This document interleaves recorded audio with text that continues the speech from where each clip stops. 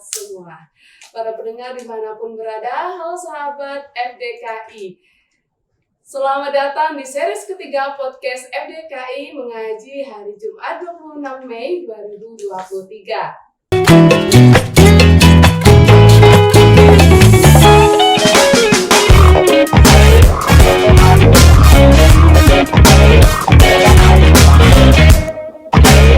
Halo sahabat FDKI, bersama saya Aderani Lestari Sembiring yang akan memadukan podcast FDKI mengaji hari ini selama lebih dari 1 jam ke depan.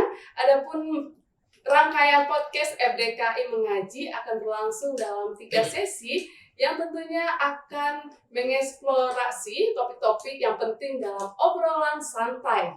Dan tentunya akan banyak cerita-cerita menarik loh sahabat FDKI. So, siap-siap aja buat dapetin pencerahan baru ya guys.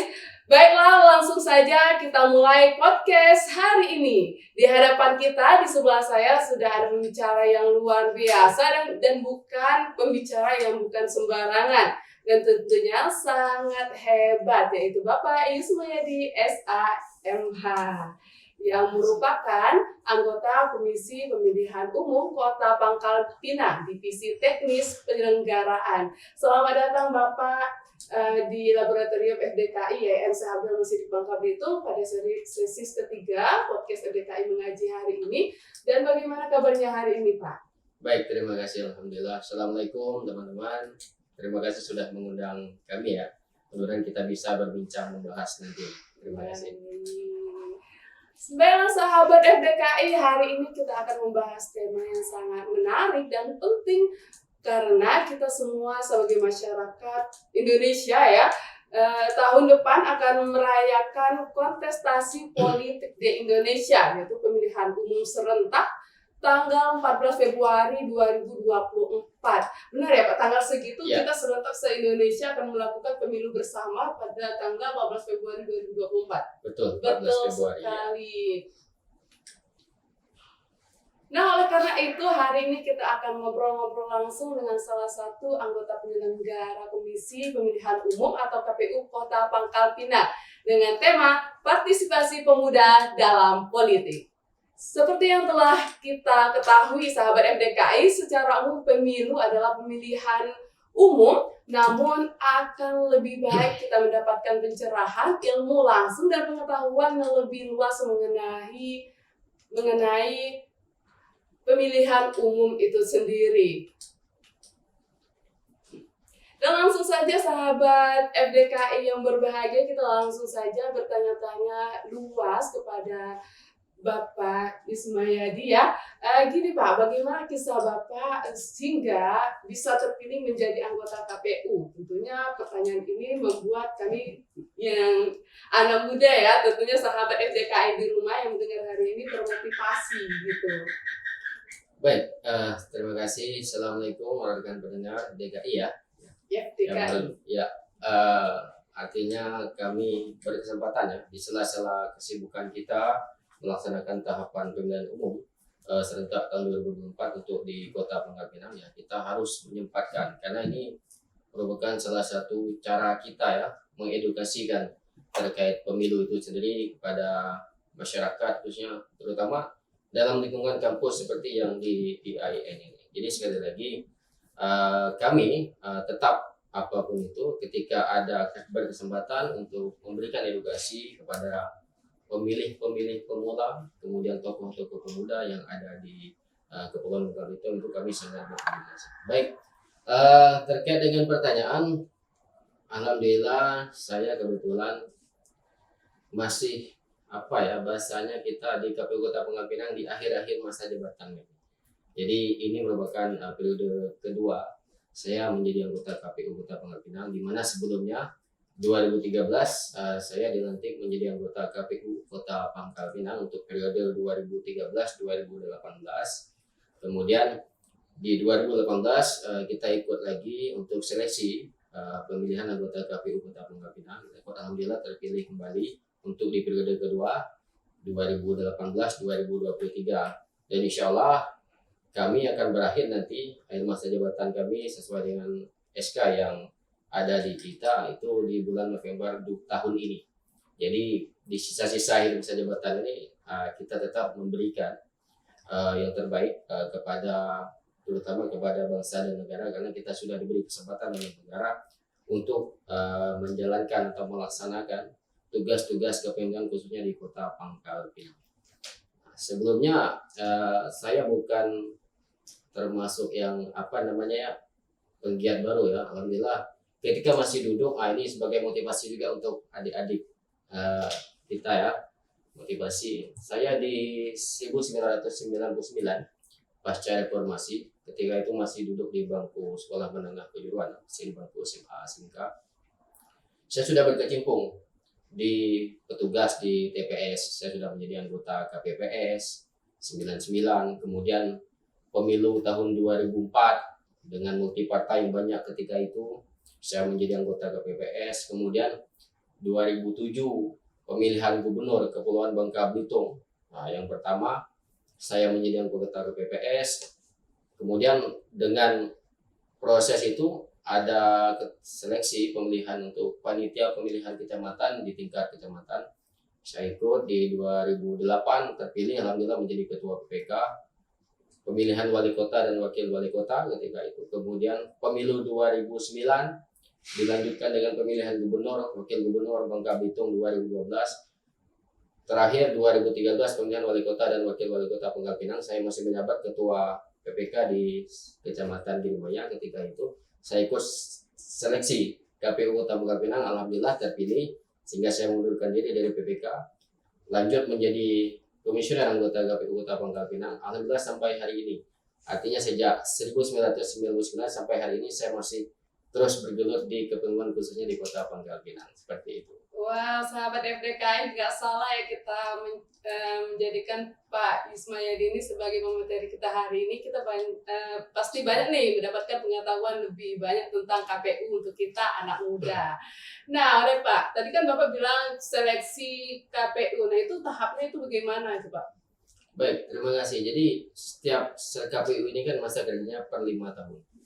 Jadi setiap 5 tahun sekali dia habis, dia pakai periode. Setelah itu seperti misalkan di tahun 2018 itu tahun-tahun seleksi artinya, termasuk di KPU Provinsi Bangka Belitung juga sekarang ini baru saja dilantik untuk komisioner terpilih KPU Provinsi Bangka Belitung. Setelah itu kita masih menunggu juga pengumuman hasil seleksi untuk KPU di 4 kabupaten yang di Bangka Belitung, Kabupaten Pemekaran.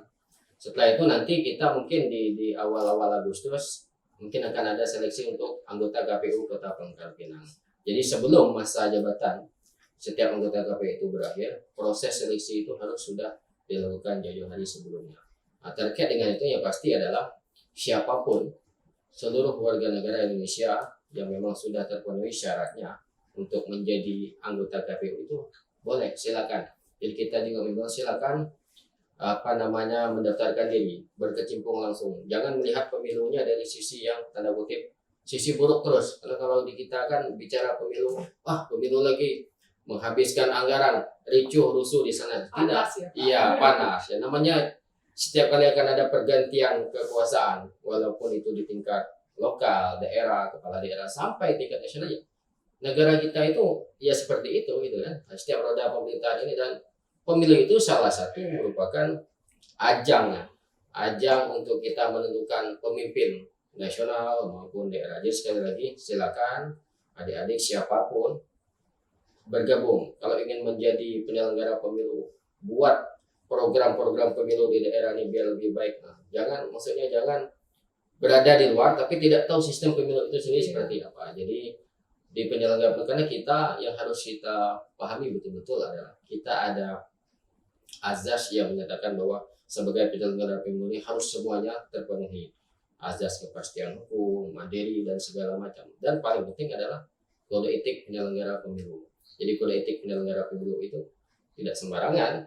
Nah, jadi salah satu syarat yang mutlak dan tidak bisa bahasanya tidak bisa digenggugat, tidak bisa ditawar adalah ketika ingin menjadi anggota KPU, anggota Bawaslu atau penyelenggara pemilu, syarat mutlak yang pertama harusnya tidak terlibat partai politik sekurang-kurangnya 5 tahun terakhir. Ya, jadi itu syarat mutlak. Jadi walaupun kita tokoh misalkan hebat, center, tapi faktanya adalah kita baru mengundurkan diri dari partai politik itu baru 2 tahun terakhir itu tetap tidak bisa. Nah, jadi itu apa namanya ketika ingin menjadi penyelenggara karena penyelenggara ini sendiri kan integritas, netralitas yang harus dijunjung tinggi. Kita tidak memihak ke kepentingan politik apapun, individu, golongan. Jadi kita mutlak untuk menyusunkan pemilu di kalau di Pangkal Pinang, berarti di Kota Pangkal Pinang. Kalau di KPU provinsi berarti seprovinsi Bangka Belitung. Tapi pada umumnya kita menyusun pemilu serentak tahun 2024 seperti itu. Jadi kalau kita mau terjun mengenal KPU ya kita harus belajar dulu Iya, Pak ya. Betul. Nah, dari itu kan kita membahas tentang KPU nih, Bapak sebagai anggotanya terus terpilih ya kan. Terus apa saja Pak modal yang dibutuhkan untuk bisa terpilih menjadi anggota KPU? Baik, terima kasih ya. Yang pertama saya pikir adalah modal kuatnya adalah niat. Niat itu apa sih? Niatnya untuk melaksanakan atau menyelenggarakan pemilu. Kalau di KPU Pangkal Pinang berarti menyelenggarakan pemilu di Kota Pangkal Pinang, menyukseskan. Jangan ke yang lain dulu niatnya kan. Kalau ketika kita ingin menyelenggarakan pemilu, menyelesaikan pemilu, artinya itu sudah kuat. Tapi kalau niat, saya ingin ini apa menjadi pejabat, saya ingin biar nanti bisanya, saya pikir jauh kalau. Tapi kalau ketika kita punya niat untuk menjadi penyelenggara pemilu, karena itu harus ditanamkan dulu. Penyelenggara pemilu itu sekali lagi adalah ketika dia sudah dilantik menjadi anggota KPU, anggota Bawaslu, sumpah jabatan dia harus melekat selama 5 tahun. Jadi walaupun sebelumnya kita misalkan punya hubungan yang tanda kutip cukup dekat dengan peserta pemilu dalam hal ini tapi ketika sudah menjadi penyelenggara itu tanda kutip harus bisa kita kesampingkan dulu karena sekali lagi tujuan utama kita adalah melaksanakan pemilu itu secara netralitas. Nah, jadi bukan berarti kita menjauhi, tidak. Karena kalau kita menjauhi juga nanti baru jadi anggota KPU sudah semua, tidak. Tapi sekali lagi karena ada rule, ada track yang tidak boleh kita langgar. Artinya integritas kita sebagai penyelenggara itu harus yang paling atas depan. Karena susah kita ini sebagai penyelenggara pemilu itu kan harus melayani seluruh peserta pemilu. Ya, peserta pemilunya siapa saja? Partai politik. Ada calon kepala daerah, calon wali kota, calon wakil wali kota, calon bupati dan wakil, calon gubernur. Kemudian ada calon perseorangan atau biasa kita kenal dengan Dewan Perwakilan Daerah. Kalau sudah berbicara tingkat nasional, berarti ada calon presiden dan wakil presiden. Itu peserta pemilu yang wajib dan harus kita layani. Kita tidak boleh membedakan. Oh ini dekat, ini masih keluarga. Oh ini sering kita harus melayani semua. Kita tidak melihat ini partai partai pemenang pemilu. Oh ini partai baru. Ini partai yang penguasa di daerah itu. Tidak. Jadi sekali lagi semuanya kita berlakukan sama seperti itu. Seperti itu sahabat FDKI. Terus menceritakan tentang KPU itu bagaimana Pak peran Komisi Pemilihan Umum yaitu pada pelaksanaan pemilihan umum itu mohon juga penjelasannya juga apa saja yang merupakan tugas Bapak sekarang nih. Itu Pak. Iya baik. Kalau KPU itu sendiri sekali lagi ya kita wajib melaksanakan semua tahapan pemilu yang sudah diatur di dalam PKPU. PKPU ini peraturan Komisi Pemilihan Umum. Ini sudah diatur di dalam PKPU nomor 3 tahun 2022. Itu tentang program jadwal dan tahapan pemilu serentak tahun 2024. Jadi di PKPU 3 itu diatur semua mulai dari awal untuk kita penyusunan rancangan, penyusunan anggaran, kemudian sosialisasi, verifikasi partai politik, kemudian pencalonan, kemudian kampanye nanti sampai kapan pemungutan suara, penghitungan suara dan segala macam. Itu sudah diatur di dalam PKPU 3 tentang tahapan ini. Saat ini adalah tahapannya verifikasi administrasi berkas bakal calon legislatif untuk DPRD Kota Pangkal Pinang.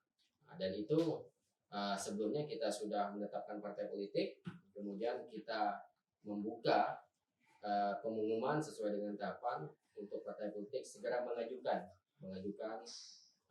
bakal calon legislatif mereka untuk DPRD Kota Pangkal Pinang.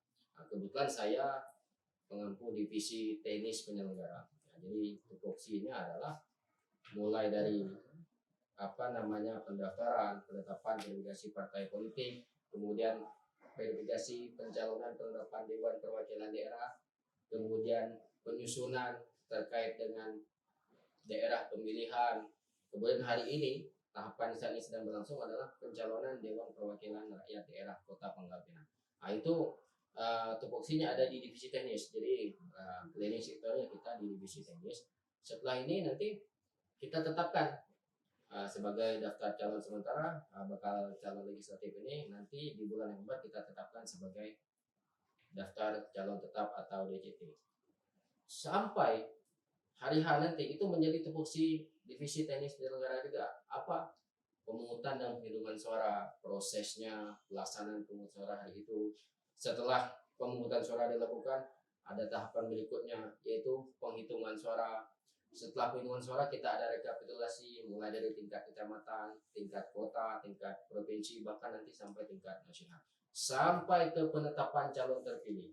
Nah, jadi tugas divisi teknis ini memang dari awal sampai nanti kalau calon-calon terpilih ini sudah ditetapkan baru selesai tugas divisi teknis. Seperti itu. Nah, tadi kan Bapak bilang pendaftaran, nah kalau misalkan politik itu kan partai politik itu ada seleksi nggak sih Pak untuk misalkan seleksi partai politik itu bisa nggak terjun ke misalnya pemilu tahun depan, misalnya itu ada seleksian nggak sih? Misalnya dari kayak presiden, kayak wali kota, nah itu ada seleksian dulu nggak? Oh ya, baik. Jadi yang pertama harus dipahami bahwa di bulan September itu kita ada tahapan pendaftaran partai politik peserta pemilu. Nah, jadi sebelum itu sudah banyak partai politik yang sudah mengantongi SK dari Kementerian Hukum dan Hak Asasi Manusia. Sudah ditetapkan mereka sebagai partai politik. Itu lumayan banyak. Tetapi ketika dibuka tahapan pendaftaran partai politik oleh KPU Republik Indonesia, karena untuk partai politik ini sifatnya nasional, jadi proses pendaftaran itu ada di penetapan itu ada di KPU Republik Indonesia. Mulai 1 Agustus tahun lalu banyak partai politik yang mendaftarkan ke KPU Republik Indonesia, kemudian kita lakukan verifikasi administrasi, dilanjutkan verifikasi faktual. Dari 28 kemarin awalnya 28 partai politik yang sudah mendaftarkan sebagai peserta pemilu di KPU Republik Indonesia. Kita lakukan proses-proses tadi yang saya sampaikan. Yang dinyatakan lolos dan bisa ikut pemilu 2024 adalah partai politik peserta pemilu 2024 itu sebanyak 18 partai politik. Itu prosesnya panjang. Jadi bukan serta-merta partai politik datang bawa surat kemudian daftar ke Kemenkumham ya langsung lolos kemudian menjadi peserta. Tidak. Jadi untuk menjadi peserta pemilu itu banyak yang harus dilalui. Jadi beda antara partai politik yang ada sekarang dengan partai politik peserta pemilu tahun 2024. Nah, itu sahabat FDKI ya mengenai pemilihan umum, dan kalau kita ingin berkecimpung juga ya di Komisi Pemilihan Umum nantinya. Oke Pak, nah menurut Bapak kan apakah sistem pemilihan umum saat ini Pak mampu mendorong partisipasi pemuda? Kan kalau kita lihat membicarakan pemuda ini kan kalau kita membahas pemuda ini sangat relatif ya, cenderung ke sosmed segala macam, ibaratkan untuk kalau masalah KPU pemilihan umum itu sangat ya gimana gitu. Nah, jika tidak partisipasi dari anak muda itu apa yang perlu dilakukan oleh KPU ataupun anak muda itu sendiri? Baik, jadi makanya di awal saya sudah sampaikan kami merasa luar biasa berkesempatan ketika diundang oleh kawan-kawan di IMZ untuk kegiatan ini, karena kita bisa sedikit banyak nanti kami memberikan gambaran pemilu itu bukan seperti yang dilihat di media, bukan seperti yang dilihat di pemilu ini report terkait ini, tidak. Jadi kita memberikan, makanya kami mengedukasikan. Jadi tidak serta-merta semua persoalan pemilu, kericuhan, kerusuhan itu bukan serta aduh efek negatif. Negara kita ini tidak akan jalan kalau tidak ada pemilu. Ya itu pasti. Dan undang-undang kita sampai hari ini menyatakan bahwa pemilu itu kan memang harus dan wajib dilaksanakan 5 tahun sekali. Peran pemuda ya sangat-sangat penting. Nah, salah satu nanti saya akan sampaikan terkait dengan penyelenggara pemilu. Nah, nanti mungkin di kesempatan berikut saya akan sampaikan. Artinya pemuda ini ya memang ujung tombak. Nah, kita bisa lihat mulai dari pimpinan kita di KPU Republik Indonesia. Itu kan kalau sebelum-sebelumnya kan banyak yang senior kita ya, yang sudah usianya artinya memang sudah senior-senior lah. Nah, tapi berjalannya waktu sampai yang sekarang 7 orang pimpinan kita anggota KPU Republik Indonesia itu ya bisa dikatakan masih pemuda, masih muda. Nah, kemudian mulai di daerah KPU provinsi, KPU kabupaten kota. Karena kita sekali lagi ketika sudah mentasbihkan diri ya, sudah bertekad untuk menjadi penyelenggara pemilu di KPU itu sekali yang perlu kami sampaikan adalah kerjanya penuh waktu. Kerja penuh waktu, hari yang kita gunakan adalah hari kalender, bukan hari kerja. Nah, jadi kalau sudah bicara hari kalender, kita tidak melihat itu tanggal merah, ya, atau itu hari apa tidak. Ketika itu ada tahapan, ya wajib kita laksanakan. Apalagi bicara kerja penuh waktu, ya bukan berarti kita kerja jam 8, jam 4, besok ya kita saja. Tidak. Jadi kalau komisioner ya, atau anggota KPU-nya kerja penuh waktu, kapanpun kita siap. Sebagai contoh, sekitar 3 atau 4 hari yang lalu ya, kita sudah siap melaksanakan pendaftaran kemarin terkait dengan partai politik yang mendaftarkan caleg. Ternyata ada instruksi, ada surat dari Ketua KPRI yang membuka kesempatan kembali untuk partai politik yang menyampaikan surat permohonan kepada KPU Republik Indonesia untuk dibuka lagi kesempatan mereka mendaftarkan sampai pukul 23.59, artinya jam 12 malam. Ya, kita sudah di rumah ya, mau tidak kita harus siap. Saya langsung koordinasikan dengan teman-teman di staf teknis KPU Kota Magelang, koordinasi dengan kawan-kawan komisioner. Ini ada surat, kita harus standby jaga. Perkara partai itu datang atau tidak ke kantor KPU itu perkara lain. Tapi kewajiban KPU-nya adalah siap standby menunggu sampai batas deadline-nya yang 30. Jadi sekali lagi itu ya dibutuhkan pemuda-pemuda, karena sekali lagi kalau malam kan kalau sudah berada di luar jam normal, mungkin mohon maaf sekali lagi senior-senior kita mungkin ya tidak bisa kita pungkiri, mungkin jam 10 jam 11 harus sudah istirahat, tapi ketika bicara ini tahapan mau tidak mau harus siap. Nah, jadi sekali lagi peran pemuda sangat dibutuhkan, dan kita salah satu yang kita lakukan KPU Kota Pangkal Pinang dalam rangka menggait pemuda-pemuda, menarik pemuda-pemuda ini agar berkecimpung kemudian berpartisipasi di pemilu. Kita melakukan sosialisasi di kampus-kampus, sosialisasi ke sekolah menengah atas, sekolah menengah kejuruteraan, karena di situ kan banyak pemilih pemula yang akan 17 tahun atau 17 tahun lebih. Nah, itu kita lakukan. Sekali lagi berpartisipasi, iya partisipasinya sebagai pemilih di pemilu tahun 2024 nanti. Seperti itu. Intinya peran anak muda untuk pemilu ini jangan golput ya Pak ya.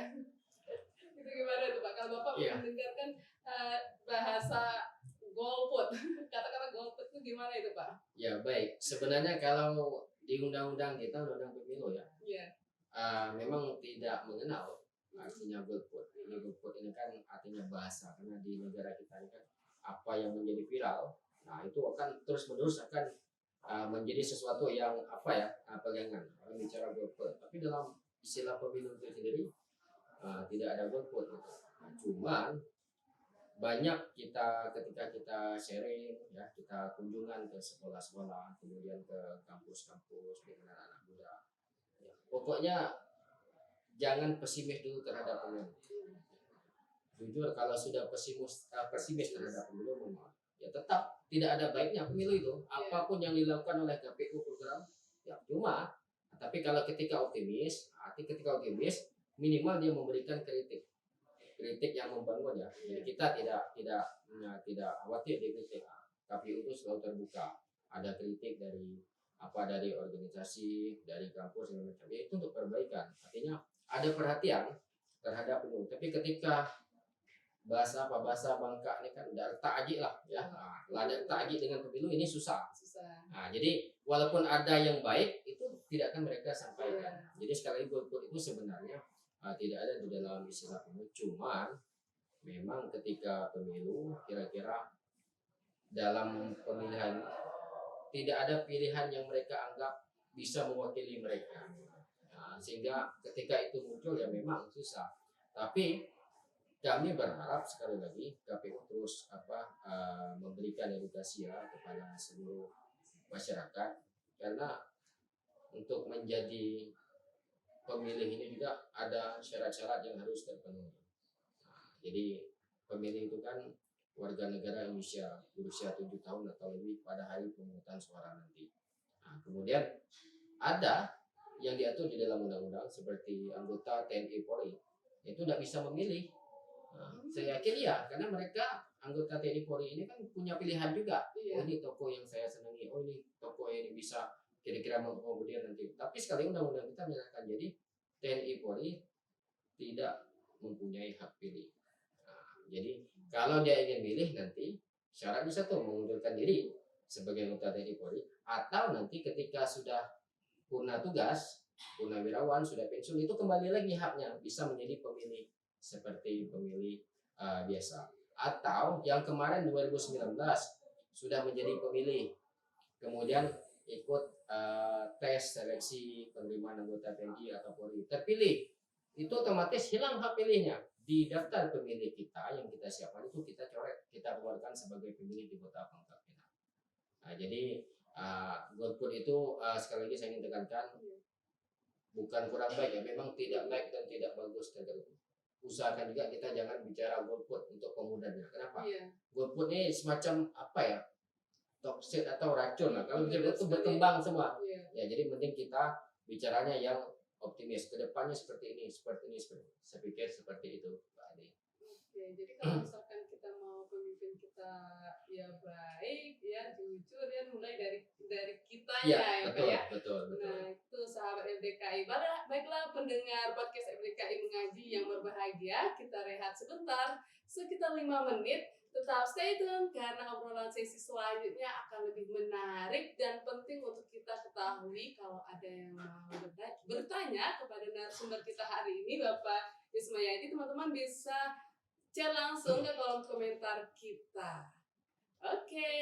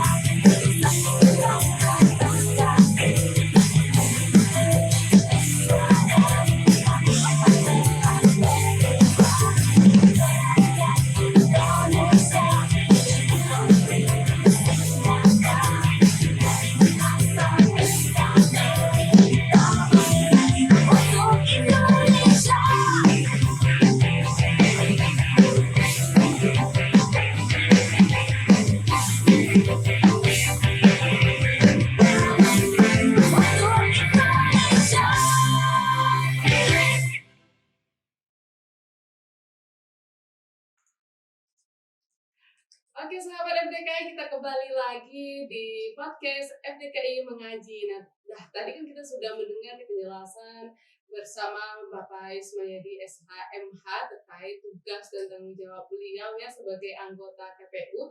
Langsung saja kita ke pertanyaan-pertanyaan seru, ngobrol santai ya bersama Bapak Ismayadi hari ini.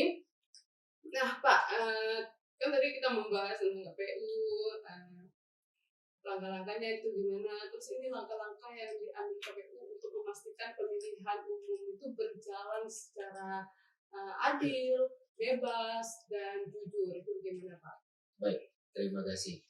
Eh, Sekali lagi penyelenggara pemilu ini modal dasar yang harus dimiliki adalah netralitas, integritas, kerja penuh waktu, artinya loyalitas dalam melaksanakan seluruh tahapan pemilu. Artinya kami ketika merekrut kawan-kawan penyelenggara mulai dari tingkat kecamatan yaitu PPK, panitia pemilihan kecamatan, kemudian penyelenggara di tingkat kelurahan atau kita kenal dengan PPS, panitia pemungutan suara. Itu kita melakukan proses yang lumayan selektif ya, karena yang kita butuhkan adalah pertama clear dulu, clear tanda kutip bahwa yang bersangkutan memang tidak pernah terafiliasi setidak-tidaknya 5 tahun terakhir di partai politik, baik itu sebagai kader murni ataupun hanya kader simpatisan biasa. Jadi sekali itu yang kita clearkan. Kenapa? Ketika mereka mendaftarkan itu, kami salah satu proses yang kita lakukan adalah melihat SIPOL. SIPOL itu sistem informasi partai politik. Jadi kita bisa mencari, kita masuk saja NIK. NIK kita itu akan terdeteksi kita ini masuk atau tidak partai politik. Kalau ternyata tidak masuk dalam partai politik, tapi kalau ada itu akan jelas. Al-Fatihahnya di situ ada, nomor NIK itu terdaftar sebagai partai politik apa seperti itu. Jadi itu salah satu langkah awal yang kami lakukan untuk menunjukkan, untuk memberikan kekuatan kepada kita semua penyelenggara, terutama bahwa orang yang kita rekrut sebagai penyelenggara di tingkat kecamatan itu memang clear kepentingan itu ya. Jadi memang tidak pernah ikut partai politik apapun. Kemudian kami juga selalu memberikan semacam ketegasan kepada kawan-kawan penyelenggara. Kalau sudah dilantik menjadi PPK atau PPS, jangan sekali-sekali untuk coba-coba bermain politik, karena sekali lagi itu dampaknya luar biasa.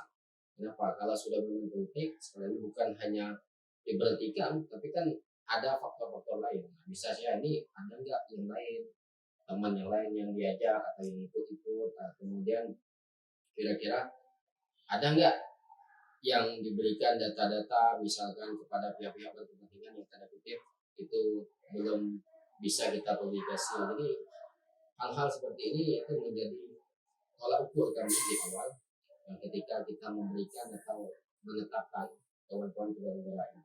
Jadi kalau penyelenggaranya sudah dipercayai oleh peserta pemilu, masyarakat sudah percaya, insya clear.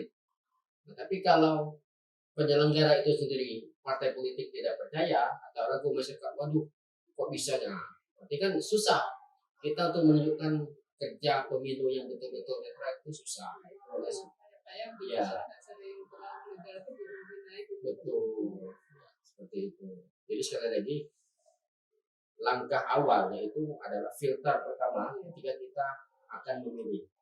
Kita akan bilang artinya perkara orang itu ini memang cerdas, pintar, itu perkara kedua sebenarnya, karena itu bisa belajar. Tapi orang ini betul-betul clear nggak, integritasnya seperti apa, netral ya. Kalau itu sudah baru nanti kita melihat faktor-faktor. Cuma dia hebat, dia pintar, tapi faktanya adalah dia tanda kutip bagian dari kepentingan partai politik tentu misalnya. Itu sekali lagi yang kami hindari seperti itu. Hampir 10 tahun ya Pak ya di KPU ya? Ya, tidak itu. Itu apa tantangan terbesar yang Bapak hadapi atau dihadapi oleh KPU ya dalam melaksanakan tugasnya Pak? Baik, kalau tantangan terbesar ya, boleh izin mungkin saya kalau di KPU-nya kan 2013 ya, hampir 10 tahun ini. Sebelumnya saya sudah menjadi penyelenggara juga di paling bawah ya KPPS sampai PPK itu beberapa kali pemilu dan beberapa kali pilkada. Tantangannya hampir sama sebenarnya. Apa? Yang pertama adalah godaan. Ya, godaan ini artinya kita tuh harus pandai-pandai. Karena ya namanya orang mempunyai keinginan. Orang mempunyai keinginan, mempunyai tujuan. Bagaimanapun pokoknya saya ini harus terpilih menjadi anggota DPRD. Bagaimanapun saya ini harus terpilih menjadi wali kota atau presiden, sehingga upaya-upaya itu.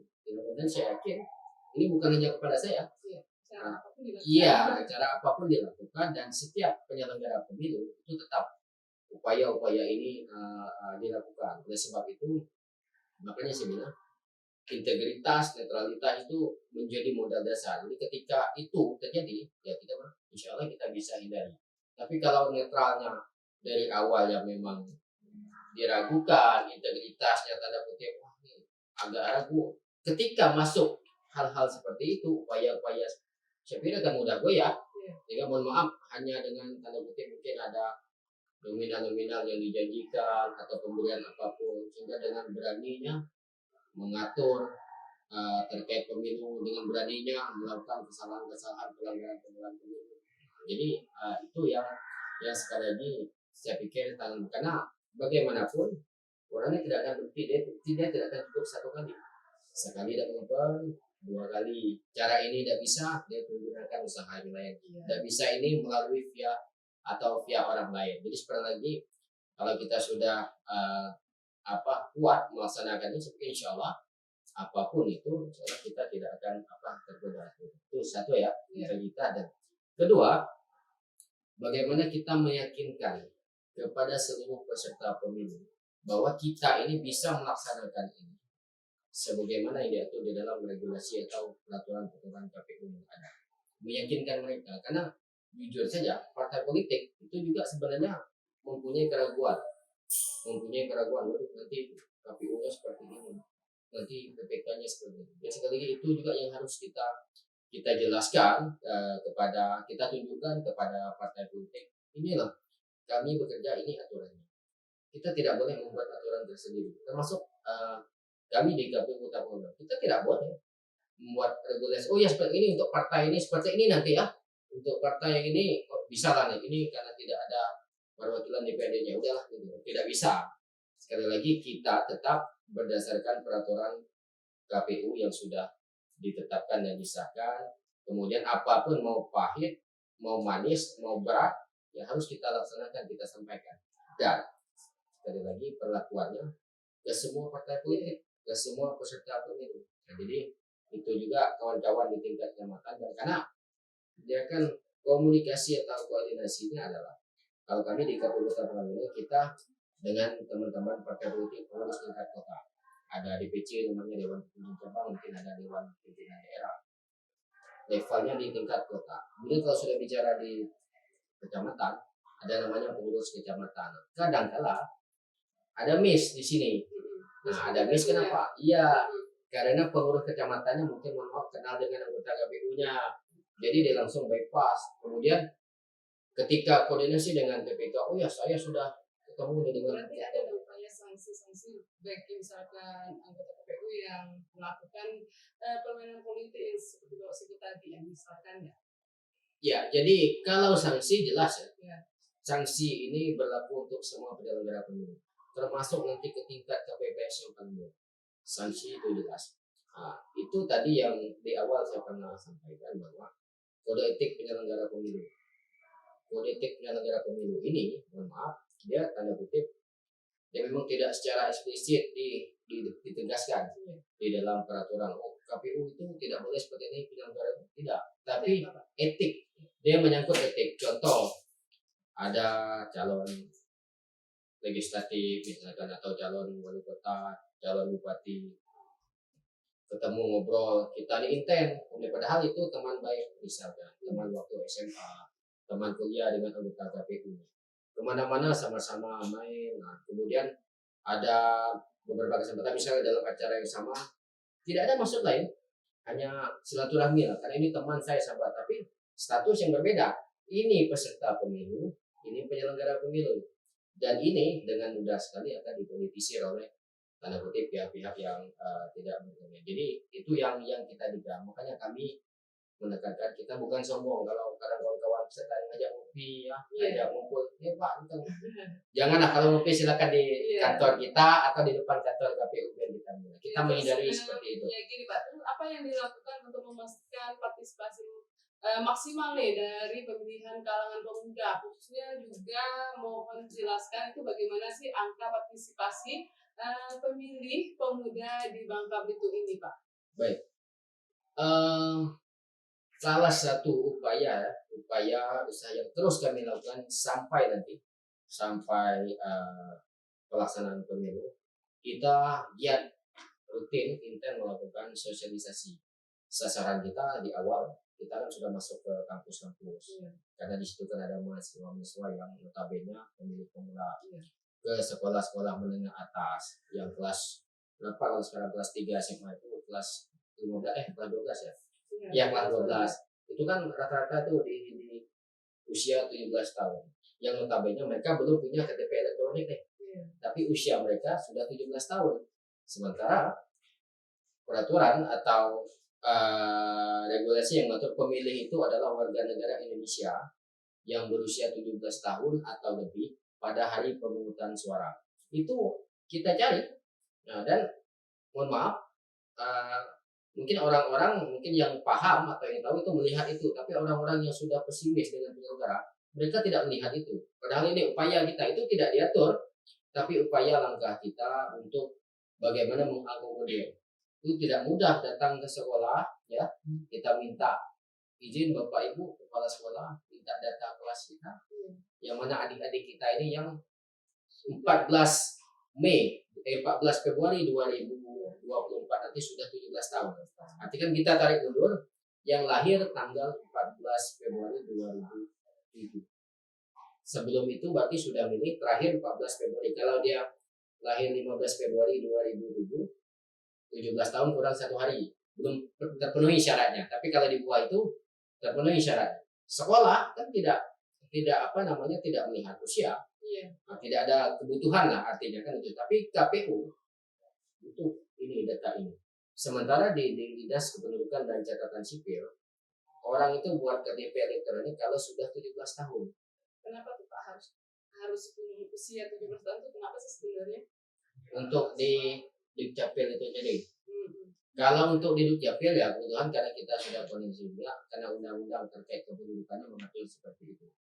Nah, sehingga kalau belum 17 tahun itu tetap belum bisa membuat KTP, tapi minimal mereka bisa melakukan rekaman. Tapi kalau konteks pemilu kita melihat angka. Buktinya adik ini sudah 17 tahun apa? Oh, kita lihat kartu pelajarnya. Nah, kita datangi petugas kita yang di kelurahan. Kita punya siswa, katakan di SMA ini ada 15 orang berdasarkan data dari sekolah. Tolong telusuri oleh PPS. PPS telusuri. Minimal PPS datang ke rumah orang tuanya, melihat kakak. Ketika melihat, oh ya sudah 17 tahun, kita daftarkan sebagai pemilih pemula.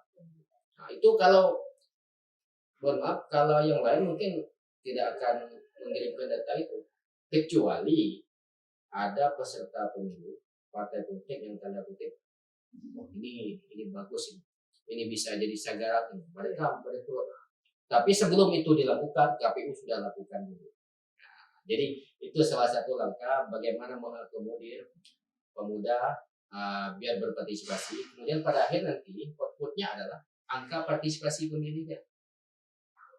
Ya, karena kalau pemuda pemilih pemulanya dia keinginan, kemauan untuk memilih itu masih kuat. Apalagi dengan melihat misalkan bicara nasional kan ada calon presiden si A, si B, si C. Jadi keinginan mereka berbeda dengan masyarakat yang mohon maaf tanda kutip yang memang sudah pesimis dengan negara. Nah begitu sahabat FPKI itu terus bagaimana nih Pak peran pemuda dalam politik hari ini? Kan secara umum ya dan khususnya itu di Bangka Belitung Pak, gimana? Peran pemuda walaupun mereka tidak berperan, misalkan KPU punya kewajiban untuk memerankan mereka. Ya, jadi berkewajiban untuk memerankan mereka. Makanya kami di beberapa kesempatan kami selalu mengundang organisasi kepemudaan, organisasi masyarakat itu selalu kita libatkan. KPU punya kegiatan ini, punya program ini. Kami tidak akan bisa bekerja, kami tidak akan bisa menjangkau seluruh masyarakat khususnya di Kota Bandung tanpa ada peran. Dalam hal segi apa ya Pak? Di Bangka Belitung yang telah Bapak ikut di sana. Kemudian 2019 dan ini alhamdulillah maksimal ya terbukti. Kita datang ke kampus-kampus merekrut mahasiswa-mahasiswa, kemudian yang pemuda juga untuk menjadi yang namanya relawan demokrasi. Relawan demokrasi itu tugasnya hanya menyampaikan informasi, menyukseskan pemilu di Kota Bandung. Jadi kita ada kegiatan, ada keramaian di pantai misalkan, kita buat segmen itu, datang memberikan brosur, menjelaskan. Saya yakin dan percaya sampai hari ini masih ada ya, kalau banyak sedikit tidak, masih ada warga kita yang memang kapan sih pemilu ini? Kok lah heboh benar, tapi tidak tahu kapan pemilu. Kemudian berapa sih partai ini sekarang? Kok partainya berubah-ubah? Ini kalau KPU-nya mungkin secara umum ya, kita melalui media sosial, melalui media, tapi belum tentu menjangkau. Bayangkan kalau mohon maaf orang ini banyaknya bukan di rumah, banyak misalkan di tanda kutip dia ada kebun ya, dan sudah ada media kebun, tidak tahu lagi apa namanya yang viral-viral itu tidak tahu. Kita masuk nelayan, bayangkan nelayan ini hari ini mereka ke laut 3-4 hari cari nafkah ya, cari ikan, pulang istirahat ke laut lagi. Itulah. Jadi tidak tahu. Oleh sebab itu cara yang kita lakukan adalah melalui pemuda-pemuda di situ. Contoh kami pernah lakukan ini di daerah Sampur ya. Sampur daerah Pasir Padi ke sananya. Kita melibatkan tokoh-tokoh pemuda itu datang. Karena untuk menyampaikan komunikasi mohon maaf kepada nelayan ini, kita kalau tidak tepat, tidak nyambung, sasarannya tidak kena. KPU dengan bahasa-bahasa kita, oh ya ini, ya orang tidak begitu menarik. Tapi ketika kita libatkan pemudanya di situ, tokoh pemuda sampaikan misalkan dengan bahasa-bahasa tanda kutip bahasa yang mudah dipahami, yang yang sering digunakan di daerah itu, kena sampai oh ya, jadi mereka tertarik. Mana partainya, lambangnya seperti apa, nomornya berapa. Jadi itu yang terus kita lakukan. Pada akhirnya adalah tujuan tidak banyak. Masyarakatnya minimal tahu dulu hari pemilu, partai politiknya berapa. Kemudian kalau nanti sudah presidennya, calon presidennya siapa saja. Ya. Kalau untuk pilkada belum ya. Karena ini adalah momennya adalah pemilu serentak 2024. Karena untuk pilkada itu adalah ya pasca pemilu. Peraturannya belum keluar, kemudian mekanisme seperti apa sejauh ini kita belum ada yang diperbarui. Jadi pasca pemilu 2024 baru nanti keluar peraturan KPU atau direvisi lagi undang-undang pilkadanya terkait pelaksanaan. Baru nanti tahu untuk mencalonkan sebagai gubernur, wali kota, bupati ini berapa sih suara sah yang harus dimiliki, berapa posisi harus sebagai syarat dan segala macam. Karena sejauh ini terakhir kita melaksanakan pilkada untuk secara serentak ya 2020 itu masih menggunakan data pemilu 2019. Nah sehingga untuk pilkada serentak 2024 itu kan sudah ditetapkan oleh KPU dan pemerintah ya 27 November 2024 ini harus mengacu di hasil pemilu 2024 itu. Nah dia tidak bisa menggunakan hasil pemilu yang sekarang karena kan sudah beda gitu kan. Jadi kita tetap menunggu hasil pemilu 2024. Oke, baiklah sahabat FDKI yang sedang lagi nonton podcast FDKI Mengaji nih, seru banget nih obrolan kita hari ini. Namun jangan kemana-mana dulu ya, kita rehat lagi sebentar sekitar 5 menit. Tetap stay tune karena obrolan yang semakin terakhir akan lebih panas dan seru tentunya. Oke.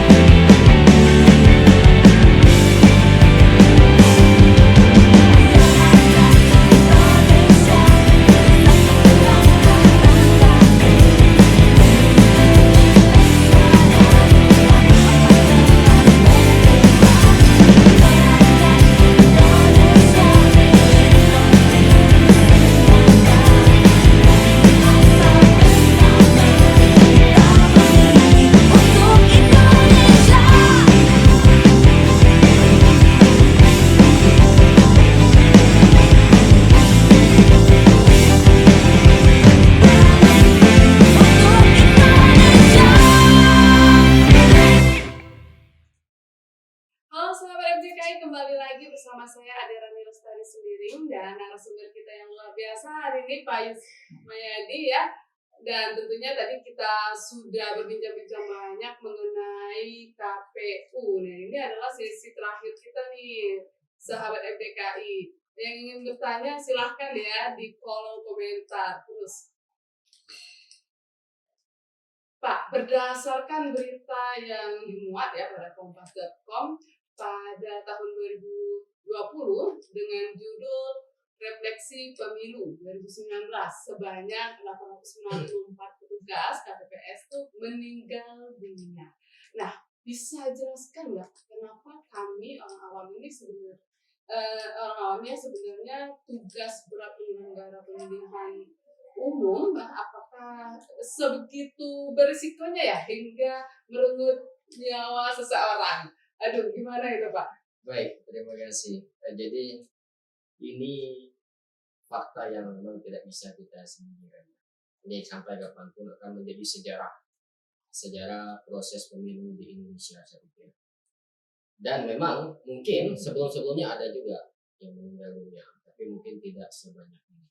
Dan harus dipahami dan diketahui semua ya, bahwa pemilu 2019 itu adalah pemilu serentak yang pertama sekali dilakukan untuk 5 kotak suara atau 5 pemilihan presiden dan wakil presiden, pemilihan DPR RI, pemilihan DPD, DPRD provinsi, dan pemilihan DPRD kabupaten kota. Jadi kalau pemilu 2019 itu dikenal dengan pemilu 5 kotak. Sebelumnya kita pemilu itu tetap 2 kali. Yang pertama adalah pemilihan legislatif DPR RI, DPD, DPRD provinsi dan kabupaten kota. 3 bulan setelah pemilu selesai, baru proses pemilihan umum presiden dan wakil presiden. Sehingga 2 kali pemilu dalam 1 tahun itu.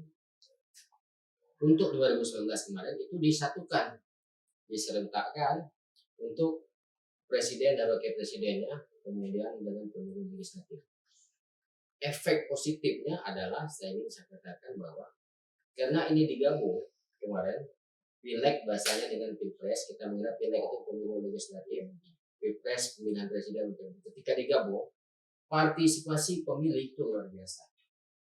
Nah, di mana kita bicara lokal saja, Pangkal Pinang, ketika sebelum pemilu 2019 itu angka partisipasi kita ini selalu tanda kutip agak rendah dibanding kabupaten-kabupaten lain di Bangka Belitung. Ada yang angka 60-an%. Apapun upaya yang kita lakukan, sosialisasi yang kita lakukan, pada akhirnya ketika pemilunya partisipasinya tidak lebih kurang seperti yang sebelum-sebelumnya. Tapi semenjak pemilu 2019, Pileg digabung dengan Pilpres, itu partisipasinya luar biasa. Karena orang akan berbondong-bondong, mohon maaf, ketika pemilih ini saya kurang serap dengan calegnya misalkan, permisi tidak ada orang saya atau saya tidak kenal, atau yalah belum tentu nanti bisa mewakili kami di parlemen. Tapi ada Pilpres, oh saya suka Pilpres, saya suka calon presiden yang ini visi misinya jelas, kemudian ini jelas kemarin ketika beliau itu menjadi ini itu jelas yang dilakukan, sehingga orang berbondong-bondong datang ke TPS milih presiden, walaupun faktanya adalah banyak yang Pilegnya ini dilewatkan. Itu adalah efek positif yang ketika KPRI kemudian pemerintah menggabungkan pemilu serentak 2019. Efek negatif yang saya bilang tadi ini akan menjadi sejarah. Banyak sekali anggota KPPS yang meninggal dunia. Saya ingin katakan bahwa yang pertama adalah yang memang tugas pemilu itu, tugas penyelenggara pemilu itu berat. Saya katakan dalam hal ini memang berat. Karena tidak mudah untuk membuktikan atau menunjukkan bahwa kita ini tidak memihak manapun. Karena sekali lagi kalau sudah bicara politiknya akan sangat-sangat mudah orang mempolitisir. Makanya tadi saya bilang hanya ketemu saja, mohon maaf ada caleg misalkan, wah ini Pak rokok tadi ya, clear. Padahal dia hanya memberikan rokok karena tetangga. Tapi kalau di polisi KPPS mendapatkan atau bungkus rokok dari si A. Jadi hal-hal seperti ini yang memang karena kalau itu akan mudah dipolitisir sampai ke sini, apalagi dengan sekarang ya berita-berita hoax yang belum tahu kebenarannya itu akan mudah diterima oleh masyarakat. Itu salah satu juga menjadi tantangan KPU selaku penyelenggara menyampaikan ini, meluruskan ini. Jadi bukan seperti itu, artinya bukan seperti ini kan. Kembali ke KPPS tadi ya, memang karena ketika hari H itu prosesnya, jadi KPPS kita ini mereka itu, makanya karena saya pernah menjadi KPPS yang beberapa kali pemilu, saya pernah juga di PPK, kita tahu tugas atau pekerjaan KPPS ini luar biasa. Jauh-jauh hari sebelum pemilu mereka ini sudah luar biasa, harus mendirikan TPS, membentuk TPS. Ketika TPS sudah terbentuk harus menjaga jangan sampai terjadi ini itu. Kemudian ketua KPPS ini selalu pikir ini gimana ya kalau hujan seperti apa, datang ke TPS-nya ramai atau tidak warga yang datang. Itu mereka sudah terbebani. Jujur saya, makanya tidak mudah, saya katakan tidak mudah menjadi KPPS itu. Dengan mohon maaf sebelumnya kalau 2009 honor mereka itu tidak sampai 1 juta. Dengan tugas ibaratnya nggak balance, nggak sesuai tidak dengan sesuai tugasnya ya, Pak, ya. betul. Makanya lebih kepada KPPS itu pengabdian kepada bangsa dan negara. Terus sampai KPPS tadi yang bisa merebut Oke. itu gimana itu, Pak? Ya, jadi karena ini pemilihan serentak 2019 kemarin ada 5 kota. Jadi sebenarnya kerja KPPS itu tidak juga terlalu rumit. Cuman memang menyita waktu, karena bayangkan 2019 itu ada 16 partai politik. 16 partai politik yang harus dibuat oleh kawan-kawan di KPPS itu model C1, berita acara model C, lampiran C1. Kalau ternyata dia 16 partai politik ini semuanya mengirimkan saksi di TPS itu, ada 16 saksi.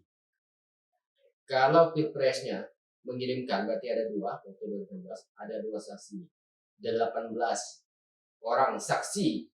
Kalau ternyata calon anggota DPD-nya semua juga mengirimkan, katakan kemarin ada 16 juga, berarti 16 32 34 saksi saja itu. KPPS-nya hanya 7 orang. Berita acara salinan ini wajib diberikan kepada saksi yang hadir. Mereka harus menyalin berita acara ini kepada 34 orang saksi ini. Itu hanya untuk saksi, belum kebutuhan untuk skenar di KPU. Kemudian belum untuk untuk diumumkan. Nah, jadi sekali lagi ini menjadi mereka terbebani di sini. Mana ada yang tanda kutip hasilnya mengecewakan, ribut ke PPS sehingga mereka stres, depresi gitu, mungkin drop, jatuh, dan mungkin notabene sebelumnya mempunyai riwayat sakit. Terus satu terakhir terkait dengan KPPS saya ingin mengatakan, dan faktanya seperti ini. Memang ketika itu yang meninggal dunia hasil penelitian yang dilakukan oleh pemerintah dan KPU ketika itu rata-rata memang sudah lansia. Nah, antisipasi dilakukan KPU-nya adalah salah satunya untuk pemilu 2024 menjadi PPK, PPS dan menjadi anggota KPPS usianya maksimal 55 tahun. Di sini minimalnya berapa nih, Pak? Kenapa? Tadi maksimalnya 50 sekian. Minimal 17 sama dengan pemilu. Jadi sekali lagi ini peluang pemuda itu sangat-sangat terbuka. Makanya pemuda ini tema hari ini saya luar biasa, ini sudah sangat tepat. Jadi pemuda itu sangat-sangat diharapkan untuk bisa melaksanakan pemilu serentak 2024. Oke, mohon diceritakan Bapak, apakah tanggapan terbesar yang pernah Bapak alami ya selama menjadi anggota KPU itu, Pak? Baik, 2019 kemarin ketika kita ingin memberikan sosialisasi informasi kepada teman-teman di kelurahan di kecamatan bahwa akan ada nanti pemilu serentak 2024. Pasca 2019 kemarin, masyarakat itu sudah agak pesimis. Tidak bisa lah. Nanti korban sudah banyak, korbannya sudah jelas. Honornya sekian, tidak berbanding dengan tugas dan kewajiban. langkah ini kami kemarin itu luar biasa kita menyampaikan. Artinya ketika Bapak Ibu kami minta menjadi KPPS, berarti penilaian KPU terhadap Bapak Ibu clear, baik, bagus, karena menjadi tokoh juga di wilayah tersebut. Tapi dengan honor ini kan, kalau kita bicara honor tetap orang tidak mau, tapi kita berupaya terus menerus sehingga memang pada akhirnya mereka bersedia. Jadi yang di depan itu adalah bagaimana kita memberikan yang terbaik untuk bangsa dan negara. Kita tidak mengurangi. Tapi kawan-kawan semua juga harus diketahui untuk pemilu 2024 terkait honor-honor yang KPPS, TPS ini alhamdulillah itu meningkat signifikan. Jadi KPPS ini kemarin tidak sampai 1 juta, untuk pemilu 2024 itu 1 juta lebih. Ya termasuk PPS. Itu walaupun sesuai tidak sesuai itu adalah tip ya. Tidak sesuai, tetapi setidak-tidaknya mengimbangi balance dengan tugas dan wewenang yang mereka emban. Kemudian pengalaman 2011 itu menjadi masukan yang paling baik, pengalaman terbaik bagaimana mereka menerapkan agar 2004 tidak seperti 2019. Jadi seperti itu. Terakhir, tantangan ini yang paling besar, kita memberikan kekuatan. Kalau 2019 saya harus meyakinkan penyelenggara di PPK, penyelenggara di PPPS, bagaimana mereka menyelesaikan tugasnya. Karena pemilu 2019 kemarin itu rata-rata Pangkal Pinang ya di pukul 5 pagi, 4 pagi selesai dari jam 6 pagi kemarin. Jadi itu kita harus mainkan biar mereka kuat sampai selesai, begitu juga nanti di tingkat PPK. Plenonya sampai tanggal ini harus selesai. Jadi kita harus memberi kekuatan yang luar biasa kepada mereka. Jangan sampai bayangkan kalau ada KPPS yang tidak bersedia menyelesaikan, kita bisa nggak bisa, karena ini menyangkut hak juga. Saya sudah lelah, tidak sanggup. Jadi sekali lagi itu salah satu tantangan terbesar yang kita hadapi kemarin. Gitu. Nah, itu kan sekarang banyak sekali ya Pak berita-berita hoax ya sahabat FDKI. Nah, dari KPU sendiri itu apa langkah-langkah yang diambil untuk mencegah atau penyebaran berita palsu nih atau manipulasi informasi dalam konteks pemilihan umum nih Pak? Baik, kita punya media sosial resmi KPU. Kalau di KPU kita punya Facebook resmi, kita punya Instagram resmi, Twitter resmi. Kemudian termasuk juga link untuk KPU itu sendiri, jadi kita bisa melihat data dan setiap berita-berita yang kita share itu termasuk mungkin kegiatan hari ini untuk kita akan share juga. Jadi untuk menangkal berita-berita hoax. Kemudian teman-teman kita di PPK ya, di kecamatan, kemudian di PPS yang di kelurahan, kita selalu motivasi kalau ingin nge-share sesuatu yang tanda kutip baik untuk sebagai informasi untuk masyarakat, itu sharing ke kita dulu, sampaikan ke KPU, kita lihat, kita koreksi. Ini jadi jangan sampai tujuannya baik nanti ya kawan-kawan, tapi akan dipelintir oleh pihak-pihak tadi. Berarti KPU ini punya akses ya Pak ya untuk masyarakat misalnya ingin mengadu kalau ini hoax misalnya gitu. Oh iya, kita punya akses untuk itu. Kemudian juga kita punya aplikasi tadi ada namanya Sipol. Sipol itu akan terus berjalan ya sampai hari ini. Masyarakat kami himbau kalau merasa kira-kira saya ini ragu, katanya dimasuk partai, saya ini kan pegawai negeri sipil misalnya, ASN, kok bisa ada nama, di mana saya bisa melihat? Mereka bisa datang ke KPU, kita buka tadi linknya, kita buka Sipol, oh ya ternyata terdaftar. Kalau sudah terdaftar rekod. Ini kalau dipolitisir, wah sini pegawai ini sudah ikut partai, sementara yang bersangkutan tidak tahu menahu. Oleh sebab itu tidak boleh ya Pak, netral, tidak boleh. Kita menyelesaikan, mengantisipasinya adalah silakan buat tanggapan masyarakat pada KPU, kita bantu proses bahwa yang bersangkutan memang benar tidak pernah merasa ikut partai karena statusnya pegawai negeri sipil. Kita upload ke Sipol itu sendiri, kita konfirmasi ke partai politik yang bersangkutan bahwa orang ini pegawai negeri sipil atau ASN tidak boleh dimasukkan. Jadi itu upaya-upaya KPU. Terkait hoax juga kami himbau jangan sampai langsung ditelan mentah-mentah. Apalagi ini tahun politik. tahun politik ini genderangnya sudah bukan hanya di tingkat nasional sampai ke daerah-daerah. Mohon maaf, masing-masing caleg yang notabene kemarin main sama-sama ya, ngopi sama-sama, sekarang karena sudah beda partai, beda celak, sudah mulai jaga jarak. Ketika jaga jarak, si A cerita si B, cerita si B balik, oh ya Sudah mulai bereaksi untuk masing-masing. Ya. Oke Pak, nah pertanyaan ini sedikit nyeleneh nih Pak, dari kembali terkait pada berita tadi yang menyebutkan salah satu risiko ya sebagai penyelenggara pemilihan umum bisa merenggut nyawa seorang. Bagaimana nih Bapak mengantisipasi hal tersebut agar dapat tetap kuat, sehat, hingga tugas Bapak berjalan dengan lancar? baik. Jadi memang agak nyeleneh ya. Kalau tapi apapun itu ya harus. Sebenarnya adalah kita tetap sebagai manusia yang punya kepercayaan ya. Kita punya Allah, kita punya Tuhan yang takdir itu sebenarnya kan sudah ditentukan. Perkara orang itu kebetulan dia menjadi kepepes, takdirnya memang harus meninggal hari itu. Nah, jadi kembalinya itu memang punya takdir. Tapi memang pas kebetulan memang. Karena ingat, yang bisa ramai ini tidak ada momen, tidak ada event seramai pemilu. Kalau misalkan ada aksi, itu bisa nggak Pak dibilang ada aksi di balik Pilpres bisa menurut yang waktu itu? Kalau aksi, jadi sekali lagi faktanya makanya tadi saya sampaikan bahwa ya faktanya itu seperti itu dan ini akan menjadi sejarah bahwa pemilu 2019 merenggut sekian banyak nyawa. Itu fakta itu tidak bisa kita pungkiri. Bahkan KPU pemerintah kan punya kajian juga. Kemudian setelah dilakukan penelitian yang memang usia-usia yang mohon maaf yang meninggalnya ketika itu memang rata-rata di atas 60-an. Salah satu langkah antisipasinya untuk pemilu 2024 adalah diatur regulasi yang membatasi untuk KPPS itu maksimal 55 tahun. Artinya 55 tahun ke atas secara otomatis aturan menyatakan tidak boleh. Nah itu salah satu upaya yang bukan kita mengesampingkan ya.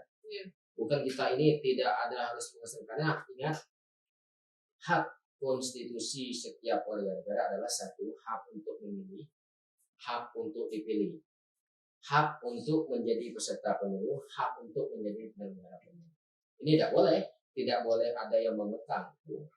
Tapi berdasarkan itu tadi KPU sudah berkoordinasi ya dengan DPR, dengan pemerintah. Solusi yang terbaiknya apa? Karena yang disalahkan pasti KPU.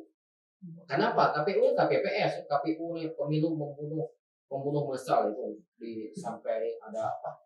Ada bahasa-bahasa ini kurang etis. Kenapa? Karena sekali lagi sebenarnya KPU ini sudah mengantisipasi di awal, tapi makanya tadi saya sampaikan bahwa tidak ada event ataupun seramai kalau pemilu.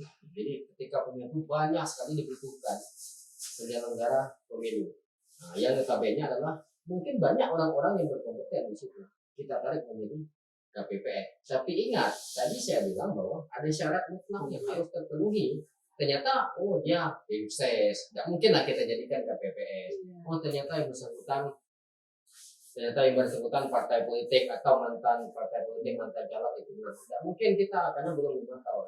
Yang ada, mohon maaf, ini warga ini dengan mohon maaf usia sekian dan beliau siap menjadi penyelenggara, kemudian komitmennya kuat biar itu kita rekrut, tidak boleh kita kekang. Jadi tidak serta-merta artinya ya memang pemilu itu banyak merenggut nyawa. Ya, salah satu langkah tadi saya sampaikan usia, kemudian kita di Pangkal Pinang juga kami melakukan upaya pendekatan kepada senior orang tua kita yang berapa kali pemilu, dia terus ketua TPS ya kan. Itu kalau kita sampaikan langsung, Pak, Bu, tidak bisa lagi jadi KPPS usia ibu kan 60. Mereka punya perasaan juga. Selama ini saya yang jadi pengguna. Tapi itu tidak, kita berupaya, Pak izin, mohon maaf sekarang ada peraturan KPU mengatur bla bla bla bla bla bla bla bla. Mohon rekomendasi Pak, referensi siapa kira-kira, apakah anak bapak ya atau tetangga. Jadi itu yang kita lakukan sekarang, jangan sampai mengecewakan juga. Nah ini Pak, kita ada pertanyaan nih dari sahabat FDKI. Misalkan kalau ingin bergabung di KPU bisa nggak nih lulus dari SMA? Oh iya. Kalau di KPU, jadi KPU kabupaten kota itu usia minimal Ya. itu 30 tahun. Pendidikan terakhir SMA atau sederajat.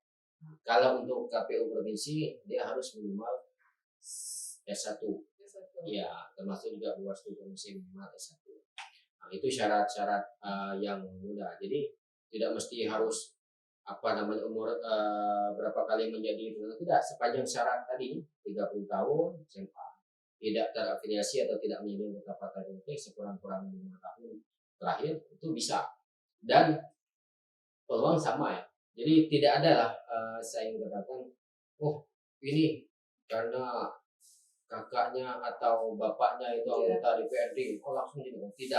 Tidak seperti itu. Jadi siapapun nanti, karena beberapa seleksi ini kan cukup ketat. Kalau bahasa kita nggak mengenal orang dalam tidak, ya Pak. Ya, tidak mengenal. Karena kalau KPU-nya tanda kutip juga masyarakat tidak percaya, itu tidak akan percaya hasil pemilu. Nah, tapi kalau KPU selaku penyelenggara sudah percaya, insya Allah hasilnya juga, oh ya wajar. Karena ini. Tapi kalau memang penyelenggara pemilunya tanda kutip penuh keraguan-raguan, orang akan melihat apapun yang dilakukan pasti ragu orang, karena penyelenggaranya. Makanya saya bilang filter awalnya ini, proses awalnya. Dan kesempatan pemuda saya ingin katakan hari ini sangat-sangat terbuka. Dengan catatan juga pemudanya harus banyak-banyak berinteraksi, banyak-banyak cari informasi. Tidak hanya duduk di rumah, nongkrong, main HP, segala macam, itu tidak akan dapat apa-apa. Ini bisa nggak sih Pak sampaikan kepada kami, para sahabat dan sahabat FDKI yang lagi menonton podcast hari ini, apa saja peran kami mahasiswa itu ataupun dalam hal ini sivitas ya, akademika pada proses pemilihan umum Pak. Baik, terima kasih. Jadi saya mengimbau kepada adik-adik, kawan-kawan mahasiswa ya, peran itu sangat-sangat terbuka. Jadi nanti kalau ingin KPU, waduh saya ini seleksi KPU belum 30 tahun. Nantilah tunggu 5 tahun, jangan nunggu 5 tahun lagi. Sekarang kesempatan terbuka, ikut dulu di KPPS-nya, kelompok panitia pemungutan suara yang ada di DPR. Ambil peran di situ. Nah, kemudian ketika peran itu jangan hanya sekedar menjadi anggota KPPS, sudah nunggu perintah ketua KPPS. Kalau bisa usahakan ambil ketua KPPS-nya, karena kan banyak regulasi yang harus dibaca. Mohon maaf kalau mahasiswa ini kan dia masih segar, masih enak, akan mudah ya. Nah, agak kritis ya, kritis membangun ya, agak kritis. Nah, jadi sekali lagi ambil peran di situ.